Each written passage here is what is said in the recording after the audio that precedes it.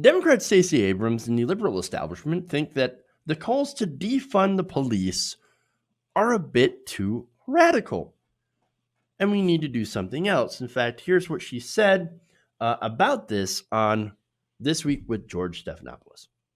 I think we're being drawn into this false choice idea.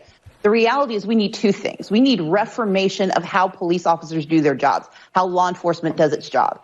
Because what happened yesterday to Rayshard Brooks was a function of excessive force and the decision that the fact that they were either embarrassed or, panicked led them to murder a man who they knew only had a taser in his hand. We know that the murder of Breonna Taylor means that we have to reform no-knock warrants. We know that in the state of Georgia, we also have to look at the larger judicial issue of the fact that people can use citizen arrest laws to murder men like Ahmaud Arbery in the streets. So reformation is absolutely important. What we saw happen in New York is a part of this. But I also know that we have to have a transformation of how we view the role of law enforcement, how we view the construct of public safety, and how we invest not only in the work that we need them to do to protect us, but the work we need to protect and build our community. So that's Stacey Abrams. Reformation and transformation instead of defunding the police. So look, before I get into the details of where we agree and where we obviously are going to disagree here, but let me note that Stacey Abrams is currently auditioning to be Joe Biden's vice president. Like, we know this, right? Joe Biden says, let's not defund the cops. In fact, Joe Biden has a plan to invest more money into the police. So we're going to give more money to the cops. Also, Biden is known for authoring the 94 crime bill. He has been on the side of tough on crime legislation for quite some time. So understand that he's not going to be in favor of defunding the police. She's not going to be in favor of defunding the police. And so that's where they stand. So now, again, go back to the reformation and transformation. What does that mean? Well, nobody really knows. We don't know what that means. Now, defunding the police, we know exactly what that means, because it basically means you take money from the police departments and you put it somewhere else. Now, instead of course, money for law enforcement, we should be using that money to solve problems in the community. You get to the root of crime and then serve the community, right? That's what I think we should be doing. Defund the police, take some money away from the police departments, and use it to fund other services to prevent crime. Now, that doesn't mean abolish police, right? It's the same way as defunding education hasn't actually abolished schools. However, there is a difference, because unlike calls from the right wing to defund education, we don't want the police to do more with less. We actually want the police to do less. I mean, before you think, wait a minute, whoa, you want the police to do less? What are you talking about? Yeah, well, we want police to do less other jobs and more actually responding to crime. I mean, for example, right? Does it make sense to have police responding to all domestic disputes, to like an argument between a couple? Does that make sense to have a heavily armed police officer there to give marital advice or whatever? No, look, if there's a situation where there's violence, sure. But why don't you have that officer be accompanied instead by a social worker? That social worker can use their specific talents to de-escalate the situation, while the officer stands there just in case that is not possible, to provide essentially security to that social worker while they actually solve the actual problem. I mean, that sounds like it's at least better for the community, better for the couple. And of course, in the case of somebody dealing with mental health, why don't you have a mental health professional ride along with the police officer to a specific call in order to help this mentally ill person? Because we've seen time and time again, police officers not prepared to deal with people's specific mental illnesses, not trained, not prepared, and then someone ends up either getting hurt or getting killed. Police should be solving crime, not dealing with relationship baggage. The only reason they should be there is to provide security and, deal if there's some sort of assault, but also to help de-escalate the situation. Defunding also means demilitarizing the police. There's no need for your everyday beat officer to look like he's ready to battle Al-Qaeda in the streets of rural Kentucky. They're not there. And look, in the case where you do need a heavily armed response, there are still SWAT teams. And that's what those are for. Regular beat officers do not need military arms. They do not need tanks. What we need is community to be strengthened with the money that is right now being used to oppress those communities. So there needs to be more education, more job opportunities in these communities, more social workers to help with those other problems, more mental health professionals. We need partnership between these different agencies with the police to be able to do things better to serve the community. And right now, we don't have that. We have the police departments that are outfit to be essentially a hammer, to look at every situation through the lens of a hammer. And when you do that, every little problem that pops up looks like a nail. And that's the problem. And that's, of course, a problem with the culture of policing as well. And that needs to absolutely change. Now, Stacey Abrams says, oh, well, why don't we transform the police? Well, what I just outlined would be a gigantic transformation, a bold transformation, and one that would benefit all the communities. But what does she mean by transformation? Again, we don't know. But I know that we need to take away, if we want to see a good transformation, the outrageous funding that we lavish on police departments, which is a leftover artifact of the 1980s and the ridiculous tough on crime approach. And we need to take away that punitive approach. And look, the only thing that does is that it basically focuses on what happens after crimes are committed. What we need to do is crime prevention. We should focus on what we should do to eliminate the factors that produce violent crime. And then, of course, some of those factors are poverty, mental illness, addiction, and greed, right? We need to work on those issues. And, of course, you're not going to prevent all crimes, of course, but and so you do need police in some form, but that form needs to look very, very different than what we have today. And I don't mean just like, let's hire more Black officers or more community police stuff. No, we need actual, real transformation. And that starts with defunding. It definitely does. So understand that the problem that I have with Stacey Abrams is that she's being incredibly wishy-washy. That's the problem. Now, Bernie Sanders did say something a little bit similar. However, when you read past the headline, he does have some ideas on actual transformation. He says, well, let's not defund or abolish. Let's actually do a transformation. And here's how I plan to do it. Well, at least you got details, and some of them are actually pretty good proposals and details. But Abrams is saying, no, we just need to transform. If you're not saying, if you're not saying that, well, then you have a false choice. It's not a false choice. I mean, look, if you're looking at it from the framing that the right wing wants you to have, well, then of course it seems like a false choice, right? But the problem is they're being very, very wishy-washy about this entire thing, and that's the real problem here, right? So now, Cenk Uygur tweeted this out. So now, look, I'm part of the TYT network. I'm part of the Young Turks. And so, like, Cenk's your boss. Well, it's complicated, but let's just say that I disagree with him on this issue because he tweeted this out. He said, let me pick up on what Stacey Abrams just said. Defund the police slogan is being used to divide us, i.e. the right-wing framing. She called for transformation of police that's much stronger than just reform, but not distracting like defunding. Transform the police is appealing to most people and sounds strong. It might sound strong, but again, if you don't have any details to back it up, then really it does come across to be wishy-washy, pandery, etc. And so, look, it's not as direct as defund. Defund is incredibly direct.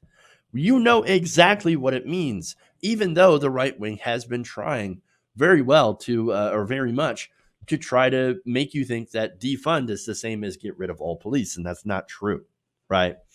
So Cenk got a lot of pushback for that tweet, and basically what the reason why is he's appealing it to, well, hey man, look, it sounds strong and it's popular, right?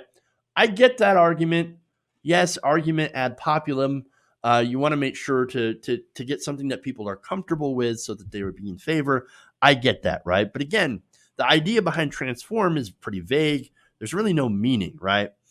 So now he says in another tweet, a lot of people who say defund the police mean abolish the police, but a lot don't, which is true.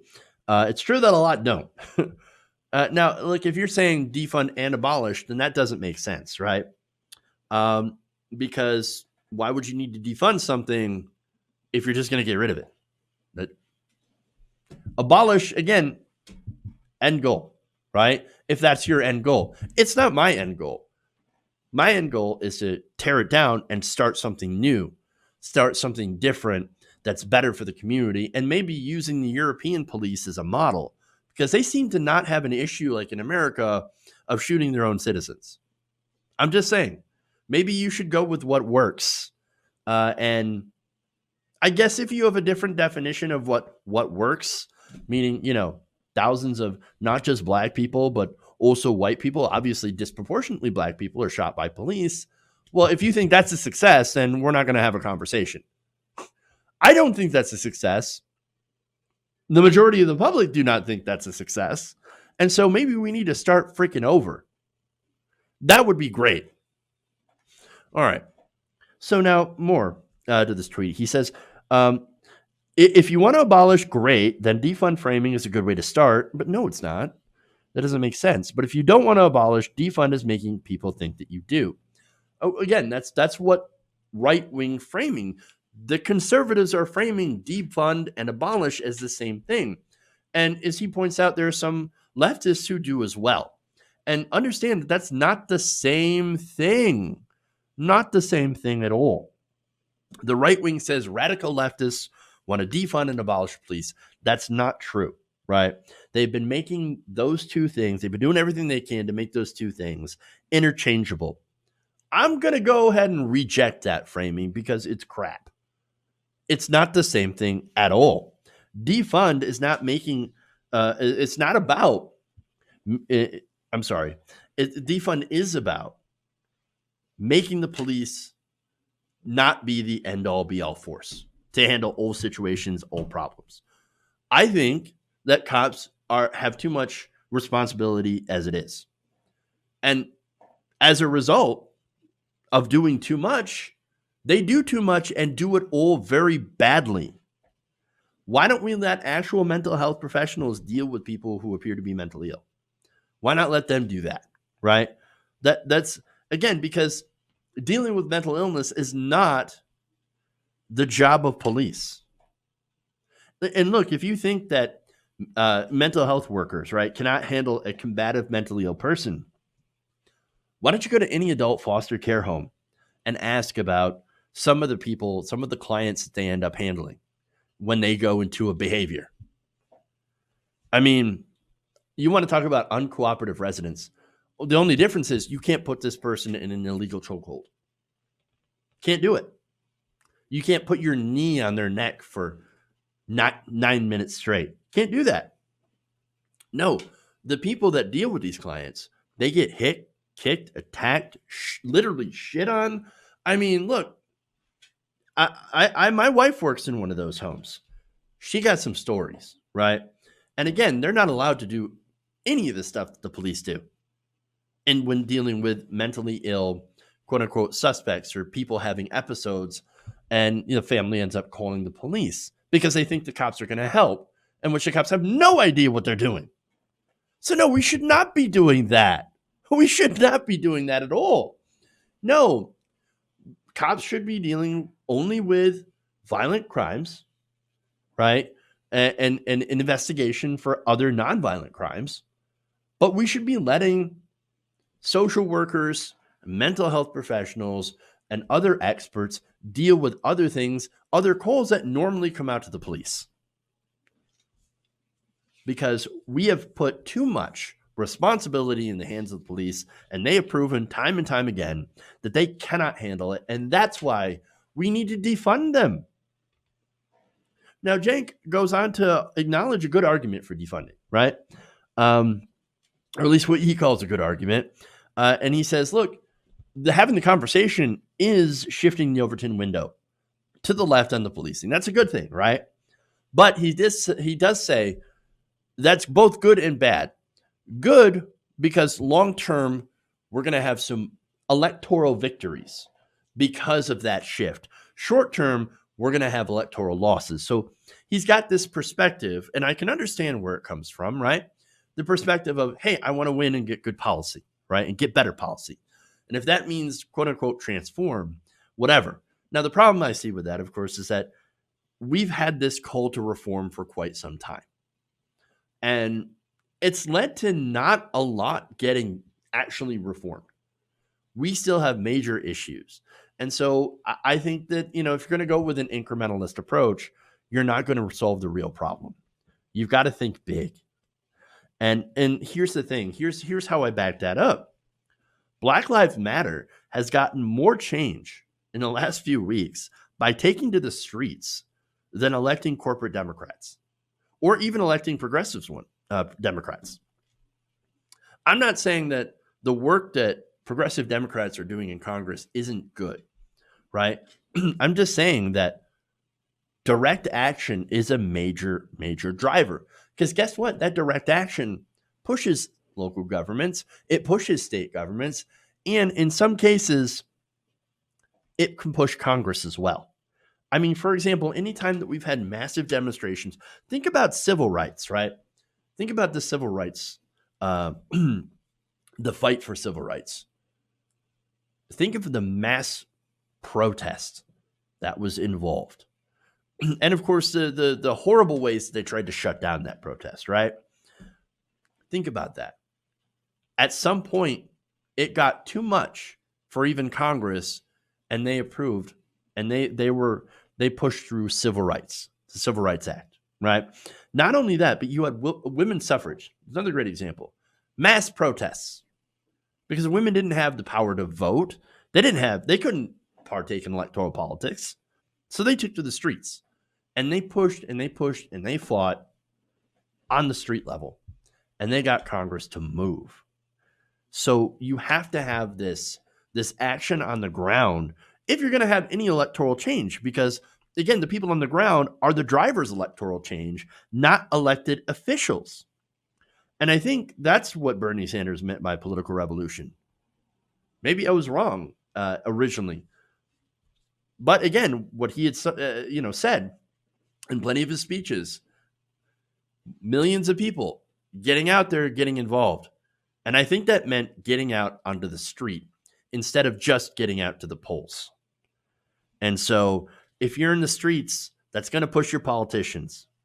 Now, if you're saying, oh, no, electoral politics is the only thing that's going to get you change, I completely disagree with you. And I don't think Cenk's saying that.